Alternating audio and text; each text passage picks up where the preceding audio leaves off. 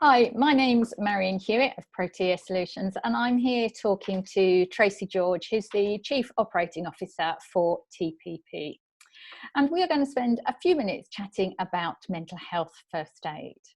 Now, I work as a trainer, training mental health first aiders, and I've come to that from a background of a lot of years in HR. So I obviously do believe that there is a real value in implementing mental health first aid within organisations as part of wider wellbeing strategies. But then I would say that, wouldn't I, if I do the training. However, I thought it would be really valuable to get Tracey's perspective from actually being a trainer and her experience in organisations. So Tracey, welcome. Thank you for chatting to me today. So I'm actually just going to start by saying, why were you interested in training as a mental health first aider? I think primarily the interest came from studying psychology at university. And I think I wanted to, I've always had a desire to combine that interest and my passion for mental health and well-being with my leadership role at TPP. And I saw the mental health first aid course as a way to do that and to make that link and take more proactive steps as a leader within the business. So from the TPP perspective, what do you think it was that actually encouraged them to want to invest in your training and implementing mental health first aid within the organisation? I think as a business, people are at the forefront of what we do, and feel that there's a responsibility as an employer to ensure that we are investing in mental health and well-being generally. And I think we noticed a shift in employees' willingness to share experiences that they might, or challenges that they might be facing relevant to mental health. And as a result of that, I felt a responsibility to potentially sort of upskill myself and make sure that I felt better equipped and more confident with being able to either signpost people to the right sort of resources, or even, implement adjustments that were needed in order for people to do their roles effectively, etc. So that support side of things. Yeah, thank you. And your comment about, it's about being support. It's not about being an expert. It is about that non-judgmental listening and signposting to the right professional help. And the other comment I think I would just pick up on briefly is actually, in terms of building your skills as a manager and a leader, I do believe that a lot of people actually want to do the right thing, but actually don't know how to go about it. So building the skills to be able to have those conversations, or not being frightened of having those conversations, is of huge value. Okay. So what do you think, how have your skills and knowledge helped?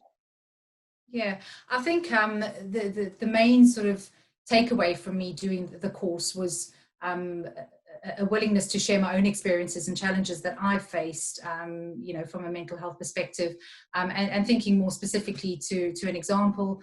I lost my mom sadly at the end of last year unexpectedly, and that was a massively difficult period of time for me. I was very well supported by TPP, Jane Morris, our chief executive, but I felt the need to kind of find further support. And I think the mental health first aid course actually facilitated that thought process for me personally.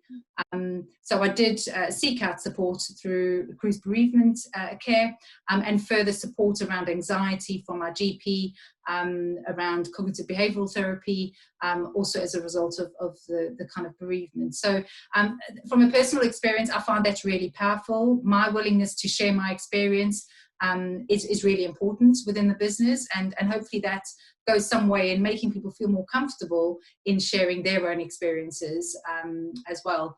And I think another kind of key example, a tangible example, is implementing a chat buddy system early on in lockdown. We recognised the importance of giving staff resources and support in the form of colleagues, and facilitating that a budding program whereby you had a colleague that you would speak to on a regular basis, and not about work, but just generally about things and how we were all being impacted by the sudden lockdown and COVID, etc. So that program ran very successfully for a couple of months, and then we found that behaviourally staff were just doing that anyway. Employees were willingly sort of speaking to one another and providing that support in a much more natural way.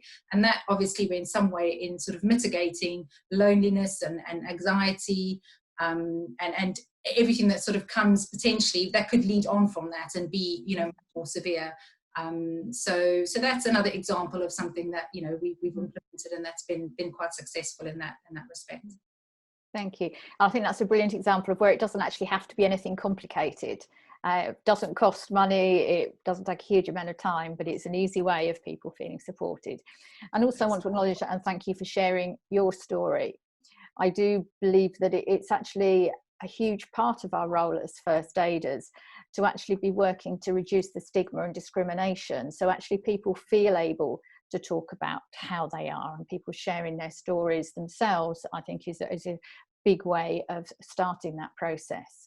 And I know when we were chatting a bit earlier, we were saying the fact that, you know, where people are working remotely at the moment, it's not so easy to pick up the signs or the behaviours that you might notice if you were in the workplace with them. But if you've built up a culture where people feel able to talk, then they will actually say to you, actually, I'm finding things a bit tough at the moment, to start the conversation. So thank you for sharing that yourself. I appreciate that. So from the business perspective, if you know, from your COO hat, as well as looking at what your certain experience has been, what business outcomes do you feel TPP have achieved from this? Yeah. I think a much better awareness, and improved awareness, not only of the types of disorders and challenges that people could face, but generally sort of upskilling our managers in the importance of being able to recognise and identify when people are experiencing challenges of that nature, and knowing that they have someone like myself to come to and sort of talk that through with.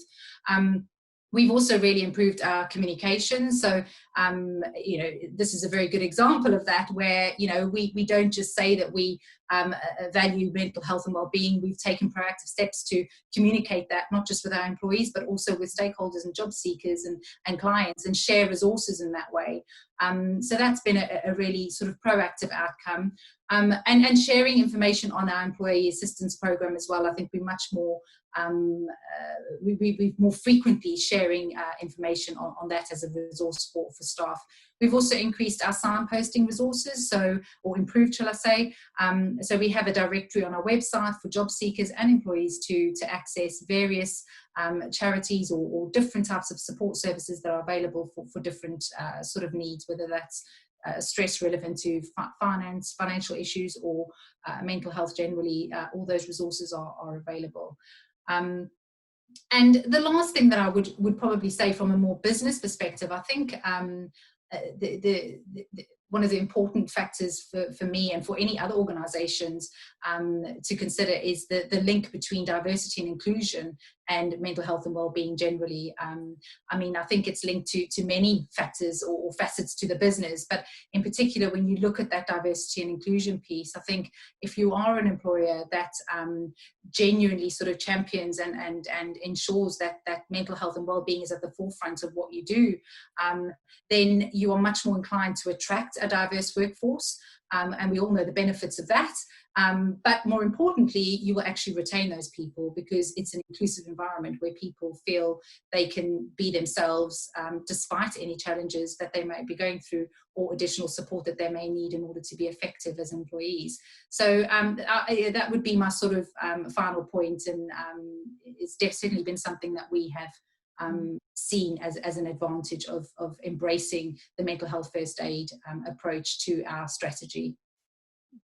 Thank you. I think you've summarised it brilliantly at the end, so I don't think I want to add anything else, although I know we could chat for a lot longer. So thank you very much for sharing your thoughts and experience as a mental health first aider.